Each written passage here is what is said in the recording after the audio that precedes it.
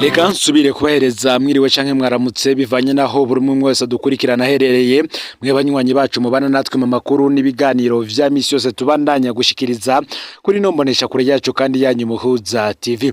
Numwe tugiye kubageza kamakuru y'ibigezwe ko biriko biravugwa cyane cyane tukaba tuza kugaruka ko biriko biravugwa mu gisata ca politike. Nabaye kaze rero muri ano makuru bivanye naho mudukurikirana muherereye muri ngaha mu gihugu c'u Burundi mu ntara zigize ubuseruko ubumanuko buraruko burengero abari mu bisagara bitandukanye abadukurikirana baherere mu bihugu bigize akarere ka Afrika y'ubuseruko abari ku mugabane wa Afrika ndetse no makungu ya kure muri rusange mwese ndabaye kaze muri ano makuru. Bati iyo muturavye mwatumanamwo ivyubahiro gusa ariko bujya kubicegera c'umukuru w'igihugu ni ikintu kitoroshe. Munsi yawe ugira abashikiranganji batakuba kuko bivuganira na kizigenza hejuru ukagira abakugaba mutama muhuza ivyumviro naho mwoba muva mu mugambwe umwe. Kuguma muri ayo mabanga usanga ari nko kwikorera umusaraba, kuyavamwo navyo ugasanga ni nko kwiyahura. Kuva ico kibanza rero gishizweho bwa mbere mu mwaka w'igihumbi kimwe amajana 1998 turi ivyegera bibiri vy'umukuru w'igihugu tumaze gutanga imihoho. Abo rero nta bandi ni Alison Nzomukunda yabaye icegera ca kabiri c'umukuru w'igihugu kuva ku igenekerezo ya 29 myandagara umwaka w'ibihumbi 2005 akaba yaravuye muri ayo mabanga atanze imihoho ku igenekerezo ya gatanu Nyakanga umwaka w'ibihumbi 2006 aho yiyamirije uguhonyora agateka ka muntu n'ubunyonyezi vyaranga ubutegetsi bw'ico gihe. Yongera kandi ariyamiriza Honorable Hussein Rajabu yatwara CNDD-FDD ico gihe. Ubugira kabiri ni Gervazi Rufyikiri. Uyu yabaye icegera ca kabiri c'umukuru w'igihugu mu kiringo ca kabiri ca President Nkurunziza kuva muri myandagaro umwaka w'ibihumbi 2010 gushika muri Ruheshi umwaka w'ibihumbi 2015. Kwigenekerezo ya 17 Ruheshi umwaka w'ibihumbi 2015 Gervazi Rufyikiri yagiye mu Bubirigi nk'ugiye kwivuza. Hashindwi yandiki kete Petero Nkurunziza ryasigura igituma adashigikiye ikiringo ca gatatu. Yari amajambo ngakomeye cyane ku buryo bitashoboka ko yasubira gutaha. Ntiyanditsemwo ijambo gutanga imihoho ariko yarerekanye neza ko atakiri kumwe n'umukuru w'igihugu. Kuri ubu icegera c'umukuru w'igihugu ni Prosperi Bazombanza. Bamwe bakavuga ko nawe ahari nk'ishugwe mu butegetsi bwa CNDD-FDD kuko n'ubundi bigaragara ko ataco akora. Reka tubagaruke ko aba babiri. Reka dutangurire kuri Alice Nzomukunda. Uyu Alice Nzomukunda yavukiye mu gisagara ca Bujumbura hari ku igenekerezo ya 12 Ndamukiza umwaka w'igihumbi kimwe amajana 1966. Ari mu banywanyi bo mu CNDD-FDD kuva ukiri ku rugamba. Inyuma y'amatora y'umwaka w'ibihumbi 2005 Alice Nzomukunda yemejwe mu mabanga y'icegera ca kabiri c'umukuru w'igihugu ajejwe ibibazo vy'ubutunzi n'imibano.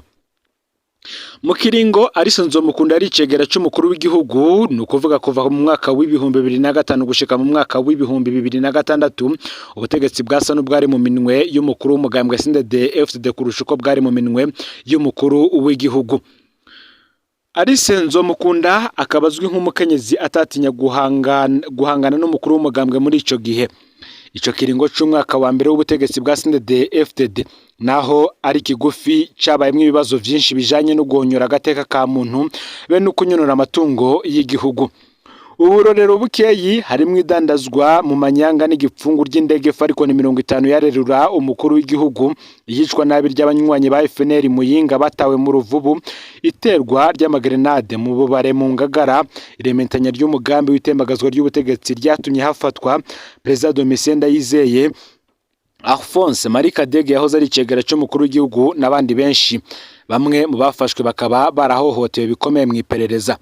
Alice Nzomukunda rero naho yari icegera c'umukuru w'igihugu yagiye kwisanga nawe yari ku rutonde rw'abategerezwa gufatwa. Imwe mu madosiye yababaje Alice Nzomukunda ni idandazwa ry'indege yarerura umukuru w'igihugu ku mafaranga make cyane. Ibikorwa bitamucishijwe ko kandi ari we yarajejwe igisata c'ubutunzi. Mu ntahe yatanze Alice Nzomukunda kuri radio Isanganiro muri ntwara n'umwaka w'ibihumbi 2010 yavuze ko ikibazo c'uko fariko ni 50 zo havigurishwa yavyumvise mu tuntu n'utundi mu nama shikiranganji. Ico gihe abashikiranganji babwiye ko ikibazo c'iyo ndege kizokwigwa neza mu nama y'abashikiranganji ariko nticigeze kigaruka. Alice Nzomukunda rero agize ngarasaba umushikiranganji w'ikigega ca leta w'ico gihe Dieudonné Ngowembona ngo ko yomuzanira ibijanye na dosiye itegura idandazwa rya Falcon 50. Umushikiranganji yaciye azimya telefone maze aza kumuraba mwijoro amumenyesha ko indege yamaze kugurishwa kera. Ikindi cyatangaje Alice Nzomukunda kandi ni ingene isoko ryo kugurisha iyo ndege ryiswe ko ritari mpuzamakungu ahubwo ko ari ryo mu gihugu hagati, ariko vyose bikandikwa mu Congereza. Icababaje rwose Alice Nzomukunda ico gihe ni ingene indege yahawe watanze amafaranga make, no kuvuga imiliyoni 3 z'amadolari, kandi hari uwundi yari yatanze miliyoni 5 z'amadolari. Uwo nyene yatanze menshi yari yabwiye Alice Nzomukunda ko Burundi buhonze cyane kubera ko iyo ndege yari nziza kandi yari ikomeye rwose, naho abayigurishije bo bavuga ngo irafise ikibazo. Icanyuma Alice Nzomukunda yamenyesheje nuko irementanya ryiswe umugambi wo gutembagaza ubutegetsi mu mwaka w'ibihumbi 2006 cari kinyoma kigamije gusamaza abarundi kugira ntibagome babaza ivya Falcon 50 ahubwo bahagarika umutima n'ikindi kibazo. Kwigenekerezo ya 5 Nyakanga umwaka w'ibihumbi 2006 icegera cya kabiri cy'umukuru w'igihugu Alice Nzomukunda yaratanze imihoho icese agira ko aranavuga ijambo risigura impamvu atanze imihoho. Ivyo bintu karakataraboneka mu Burundi kandi kwari ukurinda kudasanzwe kubaka guhangara umukuru wa CNDD-FDD w'ico gihe. Kubona vyakozwe ubwa mbere n'umukenyezi byo vyarumije abatari bake. Ubuzima bwa Alice Nzomukunda bwarashobora kubangamirwa, ari nayo mpamvu yahavuye ahungira mu Bubirigi naho ubuhungiro bwamaze akanya gato. Inyuma y'ikurwa rya Hussein Rajab mu burongozi bwa CNDD-FDD, Alice Nzomukunda yaragarutse mu gihugu mu mwaka w'ibihumbi 2007 acatorwa kuba icegera ca mbere c'umukuru w'inama nshingamateka muri ndamukiza uwo mwaka. No muri ayo mabanga rero ntiyahatevye. Muri Nzero umwaka w'ibihumbi 2008 Alice Nzomukunda yarirukanywe muri CNDD-FDD mu ikoraniro ry'umugambwe ryabereye mu Yinga, mu nyuma aca kugwa mu mabanga y'icegera c'umukuru w'inama nshingamateka. Ako kanya nyene aho nyene mu ntango z'umwaka w'ibihumbi 2008 Alice Nzomukunda yaraswe kugandagurwa Imana irakinga igihe hatewe grenade ku mugoroba ariko arataha muhira. Aho hose Alice Nzomukunda ngo yakekwa ko ariko arashinga uwundi mugambwe afatanije n'umumenyesha makuru Alexis Nduhije. Ntivyatevye rero muri mukakara umwaka w'ibihumbi 2008 Alice Nzomukunda yarashinze umugambwe wiwe Alliance Démocratique pour la Renouveau Aderi imvuga kuri. Mu matora y'umwaka w'ibihumbi 2010 Alice Nzomukunda yari kwitoza mu matora y'umukuru w'igihugu ariko ntiyabaye akibikora, aho imigambwe igize ADC ikibiri iviriye mu matora. Mu mwaka w'ibihumbi 2015 Alice Nzomukunda yari yamirije ikiringo cya gatatu cya Nkurunziza, mu nyuma araba no mu ndongozi z'urunani Senaredi Giriteka. Umwaka w'ibihumbi 2017 Alice Nzomukunda yarirukanywe muri urwo runani amezi make imbere y'uko ahunguka. Mu mwaka wakurikiye w'ibihumbi 2018 yaraganywe na President Nkurunziza kubicegera c'umukuru w'inama y'igihugu ijejwe ubumwe no kunywanisha abarundi, Conseil national pour l'unité nationale et les réconciliation. Mu matora y'umwaka w'ibihumbi 2020 umugambwe Aderi wahamagariwe gutora Varisito Ndayishimiye. Uyu Alice Nzomukunda akaba avuga ko ari umukenyezi adatinya kuvuga ico yiyumvira, ngiyo ahagurukiye ikintu aragikora n'inguvu ziwe zose. No umukenyezi kandi yagwanijwe cyane yambitswe ibara bidasanzwe cyane amaze kwiyamiriza amabi yakugwa n'ubutegetsi. Radio Rema FM y'ubutegetsi ntabari tamwambitse na cyane mu kurondera kumucafuza no kumwambura iteka ikoresheje ubuzima bwiwe bwite. Ni ikintu cerekanye ko bitoroshe kuba umunyapolitike ugafata inzira yawe y'umukenyezi. Muri kino gihe Alice Nzomukunda ngasa n'uwatekereje ntaca kivuga ku mabakorerwa abarundi nk'ibi vyo kunyuruza abantu, ubwicanyi n'ubunyonyezi bw'amatungo y'igihugu. Ngariko azokwama yibuka nk'umukenyezi wa mbere yubahutse gutanga imihoho ari mu mabanga yo hejuru kubera atemera amabi yakorwa n'ubutegetsi. Twababwiye babiri batanze imihoho bari muri ayo mabanga. Uwundi ni Gervazi Irufyikiri. uyu Gervase Rufyikiri nawe yavutse ku igenekerezo ya 12 Ndamukiza umwaka w'igihumbi kimwe amajana 1965 muri komine Bugendana ho mu ntara ya Gitega. Dr. Engineer Gervase Rufyikiri numwe mu ncabwenge z'abarundi yize amashuri ahanitse ya kaminuza, akaba afise impamyabushobozi ya doctorat en sciences d'ingénierie biologie agronomique et environnementale yaronse mu mwaka w'ibihumbi 2000 muri Université Catholique de Roubaix mu Bubiligi. Nubu arabandanya ubushakashatsi mu bisata bitandukanye. Gervase Rufyikiri ni umunywanyi wa CNDD-FDD kuva kiri ku rugamba, akaba kandi yaranayiserukiye mu Bubiligi n'ibihugu bibwegereye. Nyuma y'amatora y'umwaka w'ibihumbi 2005, Gervase Rufyikiri yatowe mu bakenguza amateka, anaba n'umukuru w'inama nkenguza amateka gushika mu mwaka w'ibihumbi 2010. Mu gihe mu nama nshinga amateka hagumye imyereka muri ico kiringo, mbere n'abayitwara bagahindagurika mu nama nkenguza amateka aho habaye ubudasa, hagumye agahengwe, hagumye imvugo yiyubashe wamengo na agace kadafatanye n'akajagari kaboneka mu zindi nzego z'igihugu. Inyuma y'amatora y'umwaka w'ibihumbi 2010, Gervase Rufyikiri yaganywe ku bicegera ca kabiri c'umukuru w'igihugu. Muri ayo mabanga naho nyene Gervase Rufyikiri yagumye ari umuntu atandukanye cyane n'abandi bategetsi b'intwaro ya CNDD-FDD. Niwe mutegetsi yavuga ivyo kugwanya ibiturire bimwe biboneka. Abarundi benshi bamwibukaho yita abategetsi babasuma amasiha, aho bamwe mu bategetsi vyashikabaga boroduka bakoresha imvugo zitabereye. Nta jambo ribi Gervase Rufyikiri yasize muri iyo myaka yose yabaye mu mabanga yo hejuru. Muri Gitugutu umwaka w'ibihumbi 2012 mu nama y'abafasha Burundi Geneve mu Busuwisi, Gervase Rufyikiri yarashoboye kubumvisha ko bagoma bafasha Burundi naho hariko havugwa ivyaha bikomeye nka safisha n'ibindi. Ico gihe Burundi bwemerewe amafaranga yasumba kure yo bwari bwasavye. Ivyo byose twabikesheje ubwitonzi bwa Gervase Rufyikiri.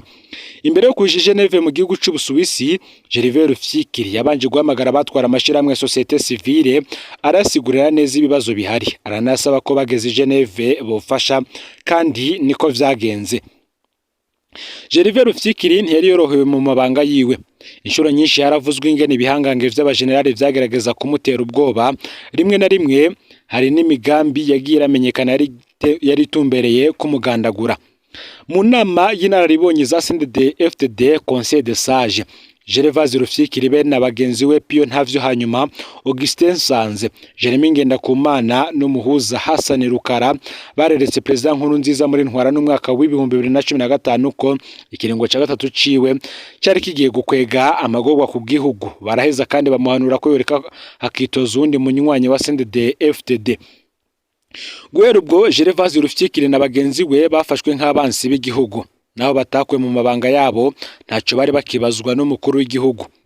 Mu ikoraniro kaminuza ryabaye muri Ndamukiza umwaka w'ibihumbi 2015, ikoraniro ryemeje Nkurunziza nk'umukandida wa CNDD-FDD. Nkurunziza yarakeje rwose abahoze Buraya kwinywera za champagne mu gihe abandi bari bagorewe mu mashamba ku rugamba. Abari ngaho bose baciye bahindukira kuraba icegera ca kabiri c'umukuru w'igihugu Gervase Rufyikiri be n'umukuru w'inama nshinga amateka Pio Ntavyo, hanyuma ngo vyarumvikana ko yari imvugo yo kubamaramaza. Kwigenekerezo ya 17 ruhesha umwaka w'ibihumbi 2015 rero Gervase Rufyikiri yarashoboye gusohoka igihugu avuga ko agiye kwivuza mu Bubiligi. Amaze gusohoka, abakurikirana ivy'u Burundi bose baratahuye ko ahevye amabanga.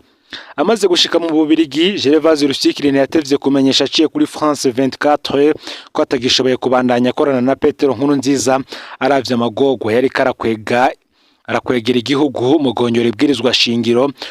Nibwo rero kwigenekerezo ya 14 ruhesha umwaka w'ibihumbi 2015 Gervase Rufyikiri yandikiye ikete President Nkurunziza ryerekana ingene ariko ari iki gihugu aciye mu kiringo ca gatatu. Iryo kete rirashobora kuba ari rwo rwandiko rwa mbere rukomeye rwanditse mu bijanye n'ikiringo ca gatatu. Mu kurangiza ikete ryiwe, Gervase Rufyikiri yandikiye President Nkurunziza ati: "Urakunze kuvuga kenshi ngo mu Burundi hari intumva. Kazoza karashobora kuzogushira ku mutwe w'urutonde rw'uwo murwi w'abarundi, umuntu yihweje ingene wanse kumviriza abarundi n'abanyamahanga bagerageje kuguhanura. Murupfasoni ngo uvavanwe n'umugambi w'ikiringo ca gatatu gihonyora ibwirizwa shingiro." abumva igifaransa iyo gopi nayo irahari. Perezida Nkurunziza ntiyishe iryo kete kandi ntiyigeze asubiriza Gervais Rufyikiri gushika ikiringo ca kabiri kirangire. Ariko kuva avugiye kuri France 24 akongera kwandika iryo kete vyarumvikana ko Gervais Rufyikiri atanze imihoho atazogaruka mu gihugu. Kuva ico gihe Gervais Rufyikiri yabandanije ko yagiye mu buhungiro, abandanya akora ubushakashatsi mu bigo bitandukanye na za kaminuza, aratumwa ku manama mpuzamakungu akanasohora ivyavuye mu vyigwa yakoze.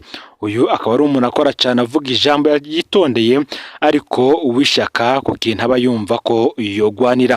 Numwe mu banyapolitiki rero bake b'abarundi batagira amadosiye y'ubusuma canke amaraso bagira. Mu gusozera rero ngo umuntu yo kwibaza ico icegera c'umukuru w'igihugu gisigaye kijejwe muri kino gihe, mu gihe ibisata vyose vya leta biri mu minwe ya President Ndayishimiye. Prosper Bazombanza batajejwe iki?